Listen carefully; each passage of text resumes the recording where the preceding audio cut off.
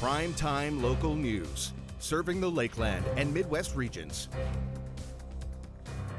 Hello and welcome to Primetime Local News. I'm Callan Dunlop. Thanks for joining us. One school in Lloydminster received a special surprise from the Toronto Blue Jays. In this week's Beyond the Classroom, we see how the Jays Care Foundation made their mark in the border city.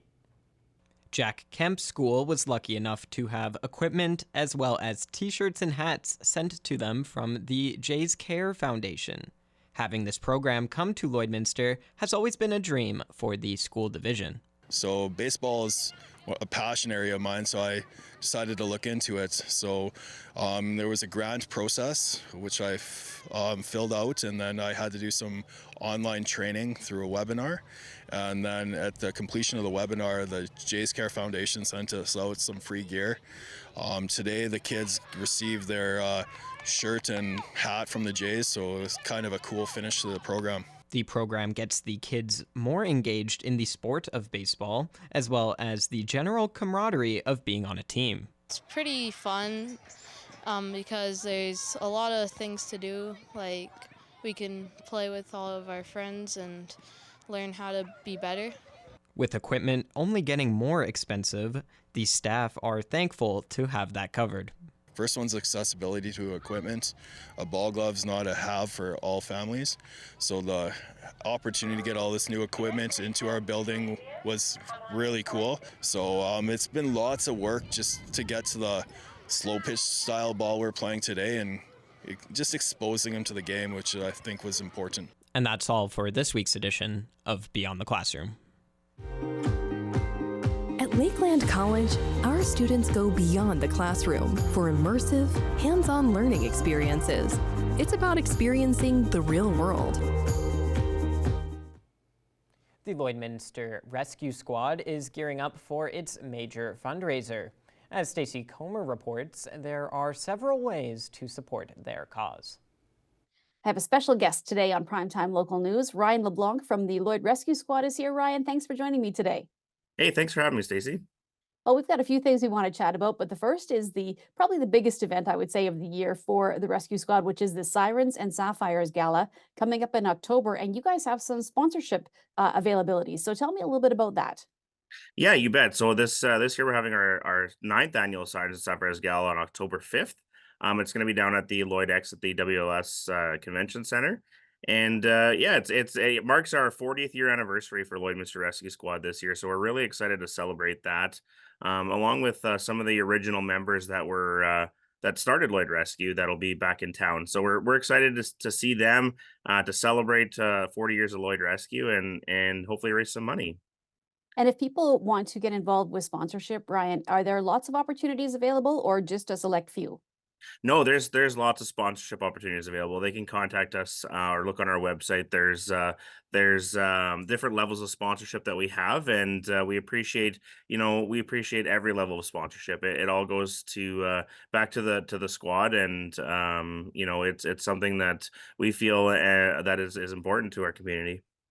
Do you set a financial goal every year for what you hope to raise, or is it just whatever comes in is great? Yeah, you know what? I mean, obviously, whatever comes in is great, but we do have a goal of 100,000 that we hope to raise every year at our gala, and we've been successful the in the previous galas, so we're very thankful for that. But no, that the 100,000 is our goal, but certainly appreciate what we're able to get. And is there anything specific that the money will go to this year? Do you have anything earmarked for that? Yeah, so we got some new training technology that we're hoping to get into, as well as some new equipment. So we kicked off a new project with a different vehicle, a little bit bigger truck to pull our bigger boats. So we're hoping to raise a little bit of money for that, and it goes back into the operations of the squad. Well, Ryan, another thing that we have on the go is the Giving Challenge, and that's another way Yeah. that you guys can be supported. So tell me about how people can even get involved with that. Yeah, so they can go to Canada Helps online and make a donation, and for every $10 donation or more, you get entry to win one of 40 prizes. So it's a really cool contest they got going on there, and it's a way for them to give back to the organizations around Canada, and hopefully win some prizes. So it's exciting. And is this the first year that you guys have been involved with that, or is that something that is ongoing as well? Yeah, so the Great Canadian Giving Challenge is it's an anniversary milestone for them. So it's just something that they're putting on, for all the charities that kind of partner with them. So Okay, and then we have one more event coming up where people can still help you out and actually get some food, fill your tummies in the meantime too. So that's the barbecue that's happening Thursday. So tell me about that one, yeah. Ryan. Yeah, so it's tomorrow, Thursday down at the Lloyd Mall. Will be the second year for us that we've had the barbecue. Last year was a huge hit.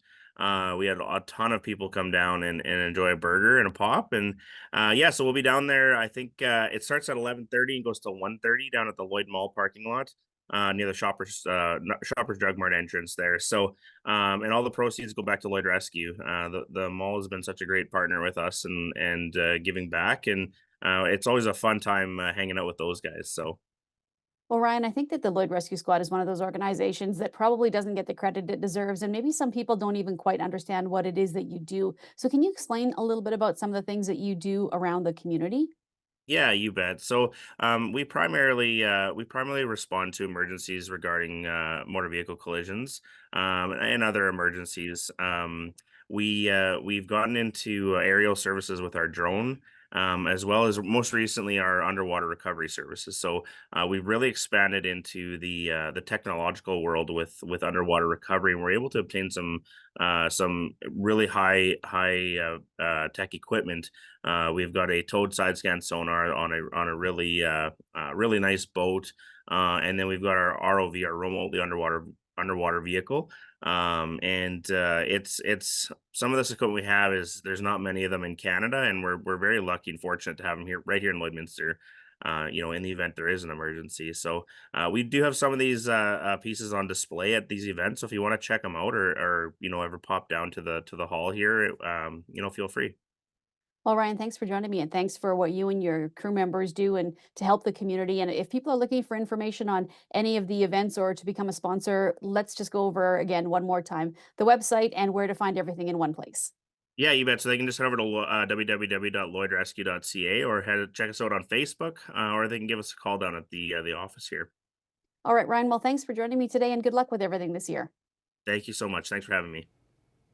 And we'll have more primetime local news after the break.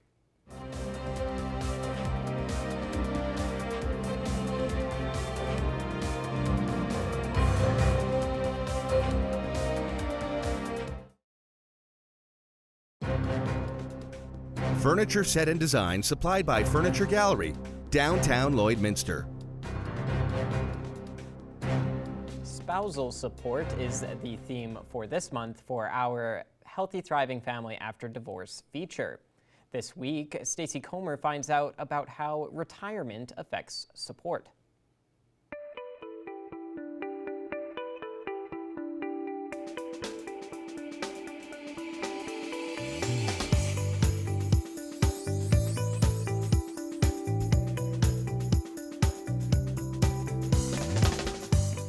It's that time of the week where Stephanie Dobson joins us. Stephanie is a lawyer, mediator, and online educator with Hankett Divorce Law and Mediation offices in Edmonton and Lloydminster. Time for another episode of Healthy Thriving Family After Divorce. Stephanie, thanks once again for joining me this week. Thanks again, Stacey. We have been talking so far this month about spousal support. It's been the focus of the past couple of episodes, and we're going to continue and wrap up with that today. So, specifically, we're going to be talking about what happens when one spouse retires, which obviously can change things. So, let's talk about why that would even matter, why retirement would even matter when it comes to spousal support. Well, just so everyone can remember our episode, maybe from last week, or if you didn't happen to see last week, there's spousal support can be changed in one of two ways, either by doing a review of spousal support or a variation of spousal support. So in the context of retirement, spousal support could be reviewed, that quote, reviewed, if the court order or agreement actually states that support is to be reviewed when one spouse retires. So essentially, it's provided for in the documentation. For a variation, that word variation, the applicant wanting to change would have to prove that there's what's called a material change of circumstances since the original order was made or the agreement was reached. So retirement could certainly be considered a material change of circumstances, but it depends on the facts. And there's been an interesting recent case out of the former Court of Queen's Bench of Alberta called Kelly and Gammon that was back in 2022, which actually talked about the impact of retirement on support. So we'll talk a little bit about that today. Okay, and how do we know for sure that retirement qualifies for the term material change of circumstances? You got the lingo down already, Stacey? The opening question in the decision of Kelly and Gammon is exactly this. So the court had to decide whether the retirement was, quote, reasonable in the circumstances so as to result from a material change warranting a change to the spousal support. So the answer in that case was yes. So allow me to explain. So in that case, the paying spouse's income at the time of the original order was about $186,000. And at the time of the original order, it had actually been contemplated that retirement was on the horizon and that this event happening would meet that materiality test. So the question in that case then became, was the timing and the circumstances of the retirement defensible, or was it done specifically to circumvent the spousal support obligation? Okay, so then the next question is, what goes into the defensibility of retirement? Yeah, so the retirement has to be defensible. So I thought I would give a few examples of where the retirement has been seen as defensible or reasonable. So one such example is where a payor, so the person paying support, their lifelong plans for retirement. So in the case of Lewis and Lewis, that was back in 2009 in the former Court of Queen's Bench of Alberta, the decision of when to retire from the lifelong career, the court saw as a very personal matter and should not be interfered with without exceptional circumstances. Second, evidence that the payor qualified to take their full pension. So that's, again, another way that it's seen to be reasonable. Now, on the flip side to this, depending on the circumstances, the choice to take early retirement could work against the payor looking to change support. And the third example is the discussions during the retire relationship as to retirement plans. So the court in Kelly and Gammon states that it's not reasonable to have had plans during the relationship to plan to retire at a certain age and then argue that those plans are no longer reasonable post-separation. Okay, so if retirement then is a material change of circumstances, then what? Where do we go from there? Right. So again, once we figured out that question, then the question becomes, what do we do with that support award? Does the support award get reduced? Does it get terminated? Is there a limitation put on it? There's a few options, of course. So the question really comes down to whether the court will accept that retirement is reasonable and justified in the circumstances. And if so, then the question is, what is the income of the paying spouse post-retirement, and how much, if anything, will be payable going forward? And if this retirement was not seen as reasonable and justified, then the court can set an income level that it deems reasonable for the purpose of paying spousal support, pretending like the paying spouse was not retired. So it gets complicated. Yeah, I was going to just say that it's really intricate. A lot of the things are involved, and that's why it's best to deal with somebody who is a specialty in this area, which is obviously someone like yourself. So thank you, Thanks, Stephanie, Stacey. for clearing that up a little bit for us this week. And as always, people can go back and look at previous episodes if they want to see this whole theme in the series for the month of June. So thank you Yeah. again, Stephanie, for joining me, and we'll chat with you next week. Thanks, Stacey.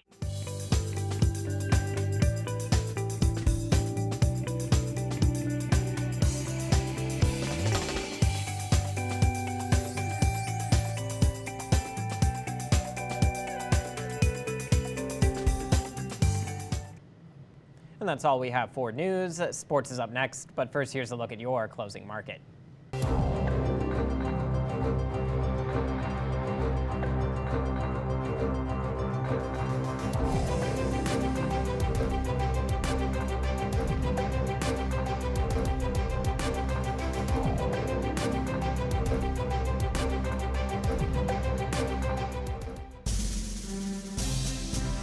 Today's oil prices are brought to you by First General Services.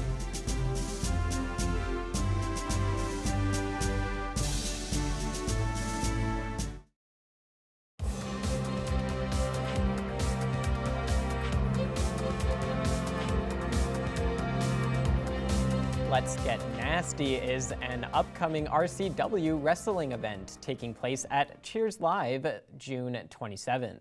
For more info on the event, here is our Thomas Wildman. Today I'm joined by Chris Brinklow, the promoter for Real Canadian Wrestling, and he is here today to talk about the RCW event that will be coming to Lloydminster. And so thank you so much for being with me today, Chris. Hey, Thomas, thanks for having me. Yeah, Let's Get Nasty is coming up next week on June 27th at Cheers Live. It's going to be a fantastic event.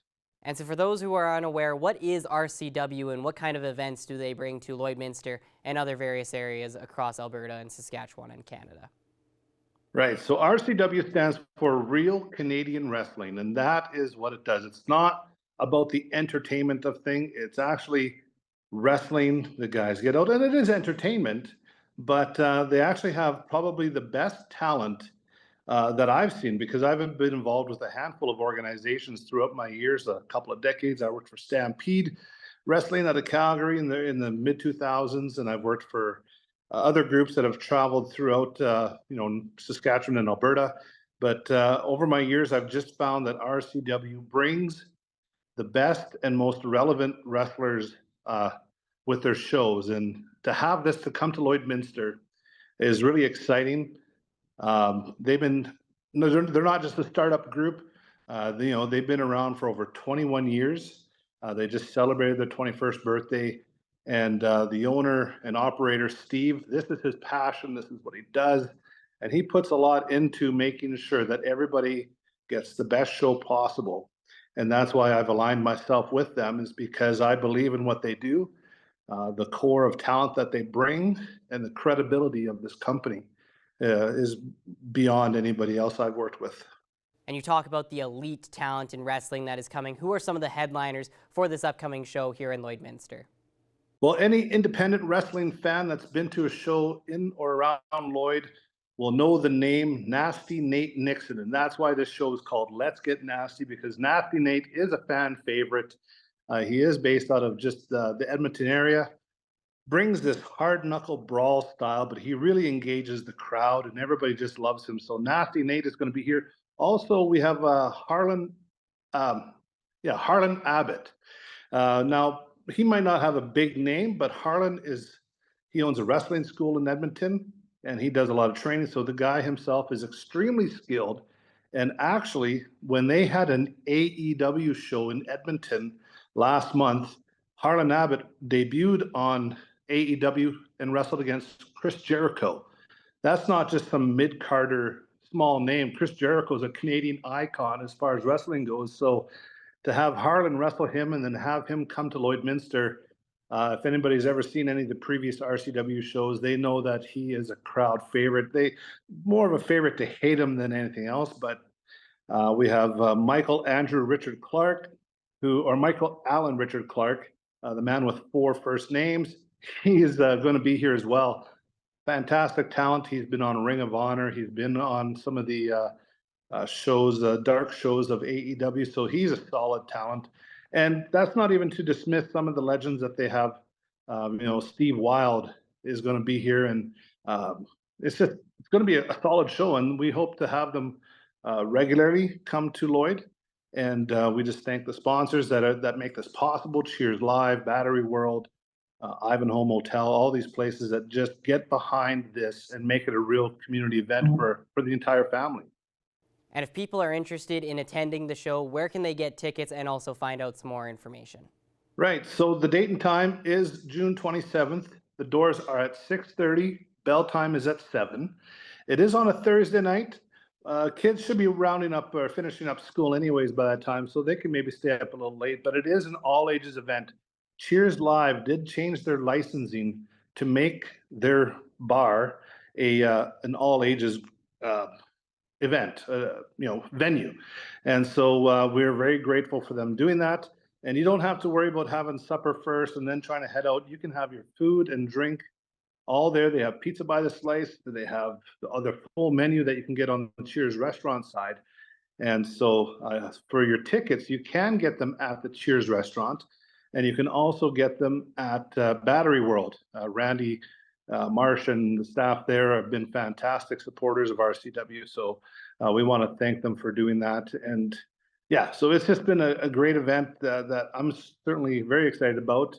And I would love to pack the place, pack Cheers Live for RCW. Let's get nasty. Thank you so much for all the information today, Chris, and we definitely look forward to another exciting wrestling event here in the Border City. Absolutely. Thanks a lot, Thomas.